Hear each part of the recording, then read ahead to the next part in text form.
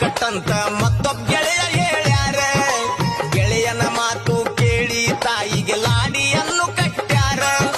ವರುಷದಾಗ ಮಕ್ಕಳ ಭಾಗ್ಯ ಪಾತಿಮ್ ತಾಯಿ ನೀಡ್ಯಾರ. ಭಕ್ತರು ಹರಿಕೆ ಮುಟ್ಟಿಸ್ಯಾರ.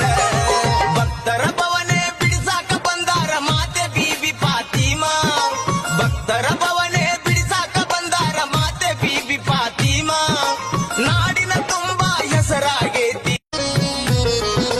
ಸವಾರಿ ದಿವಸ ಇಬ್ಬರು ಗೆಳೆಯರು ಕಟ್ಟಿ ಮ್ಯಾಗ ಕುಂತಾರ. ಅದರಾಗ ಒಬ್ಬ ಗೆಳೆಯ ಮಕ್ಕಳು ಇಲ್ಲಂತ ನೊಂದಾರ.